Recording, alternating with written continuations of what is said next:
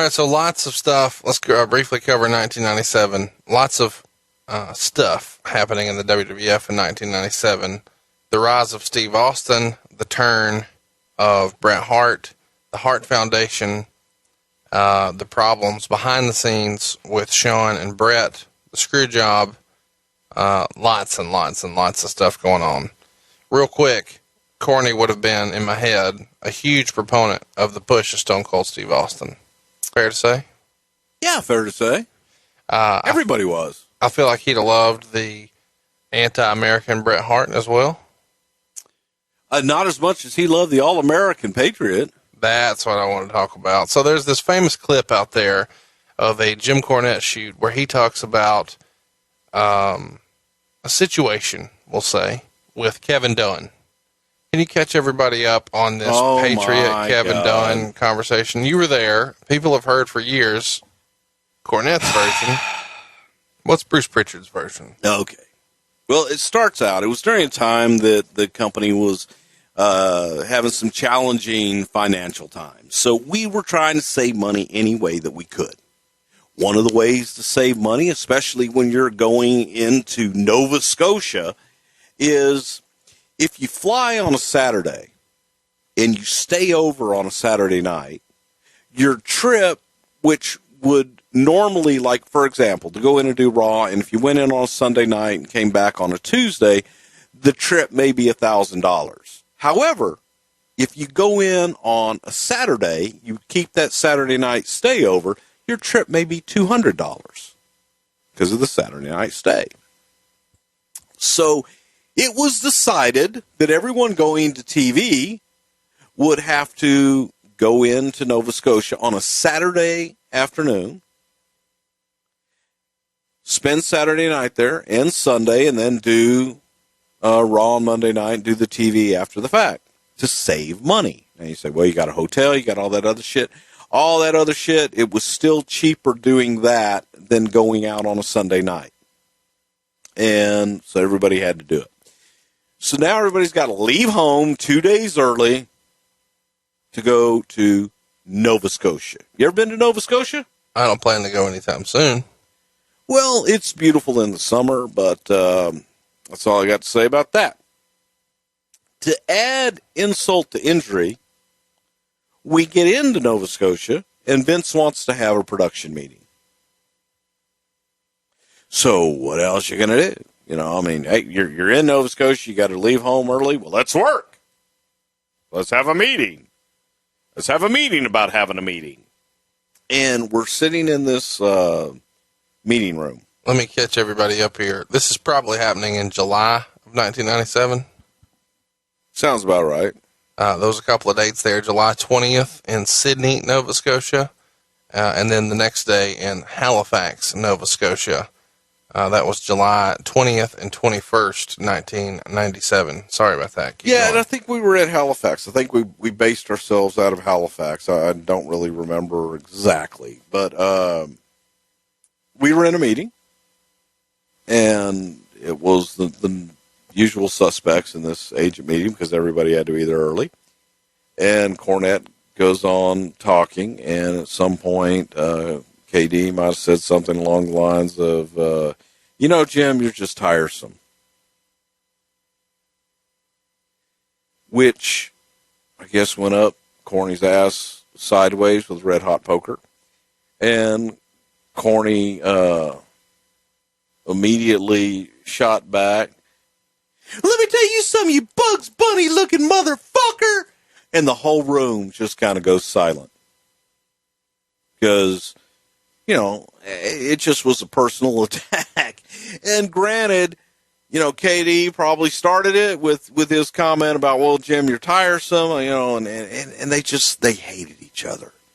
Man, every chance that Cornette had to dig Kevin, he did. Every chance that Kevin had to make a comment about Southerners and you're just too Southern and that Southern comments, and they just drove each other absolutely nuts. So with the Bugs Bunny comment and Cornette stands up, and I remember me and Jerry Briscoe having to escort Cornette out of the room. and just go, come on, Jimmy, let's go. And it wasn't like anybody was going across the table at anybody. It just was uncomfortable, unnecessary, and just kind of fucked up. But here's the fucked up part. Cornette gets sent to his room, okay? Well, now this motherfucker doesn't have to go to any more of the meetings.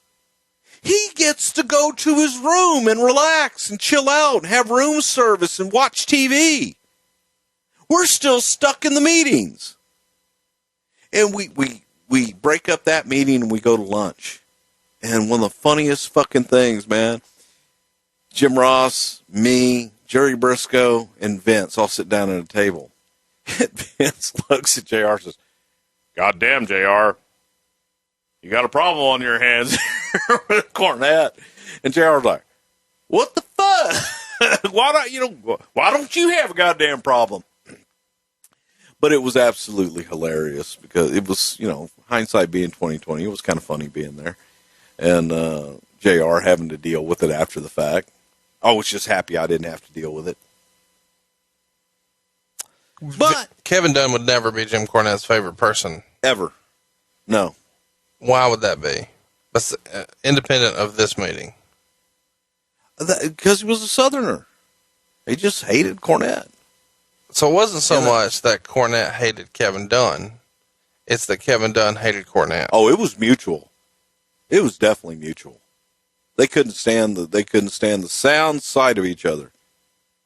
Absolutely. That was just pure hatred.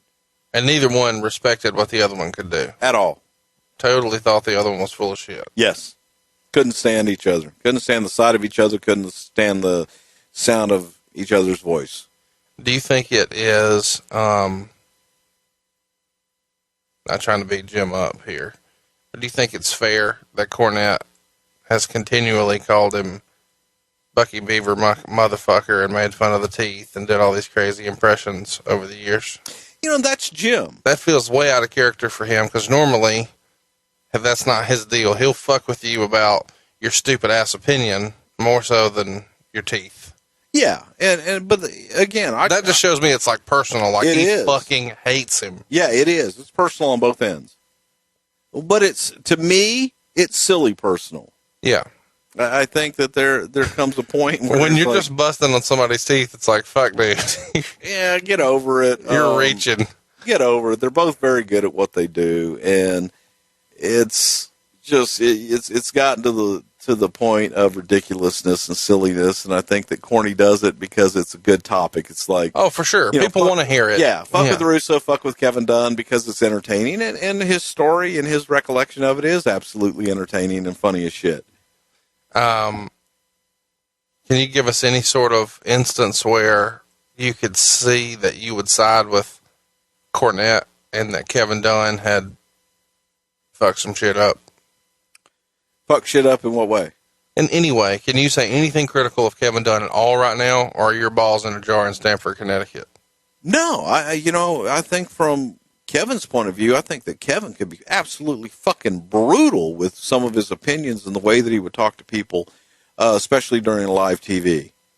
He sat in the truck and could just be positively ruthless of you stupid motherfucker and just browbeating people from the production. Not like in a funny way like me and you do here, but like for real. No, for real. Okay. But, and again, I was going to sound like I'm defending him, but you have to understand the pressure. The pressure, and it is kind of like when you and I get hot at you, fuck you, dumb son of a bitch. His could be more mean-spirited. But he meant it the same way we do. I think that he probably did. That was his way of communicating. Okay. And coming up in that era, in that time. With Vince McMahon. With Vince McMahon, man, that's how you communicated sometimes. You had to. Yeah. You had to be that asshole, and you needed that asshole. So. And Jim Cornette took the brunt of that one too many times for his liking. But Jim's shit, man, and it got personal because it was that Southern shit, and it was it came across as demeaning. It came across as I'm better than you because you're just a stupid Southern hick. And Corny's a lot of things, but he's not stupid. No. And he is a Southern hick, but he's a pretty fucking creative and fucking smart Southern hick. Now, in fairness, hillbilly motherfucker. Not a lot of people you can say Southern hick about and then be as liberal as Jim. Jim, while he may be from the South, certainly doesn't have all like traditional Bible Belt opinions on stuff. No, absolutely not. You know, Jim, this was my comparison. People used to ask me to describe Jim Cornette. And I used to say that Paul Heyman and Jim Cornette, they're one and the same. Paul Heyman is just a sophisticated Jim Cornette. Jim Cornette is just a hillbilly version of Paul Heyman. Both brilliant, both great at what they do. One's from New York, one's from Kentucky. But I think that what it boils down to with the KD, JC, just conflict was it was personal, and it was stemming from Kevin could come across as very demeaning and mean-spirited in that, you know, that Southern hick shit. Oh, that wrestling. All Kevin's ever known is WWF. Right. He's never been experienced anything else. And anything else that he has been experienced to or exposed to was usually tarnished by Vince's opinion before ever seeing it or experiencing it. Sure. That goddamn Southern wrestling. Tennessee wrestling. So he's jaded there. Sure. But it was, that's what it was, man. It just was silly.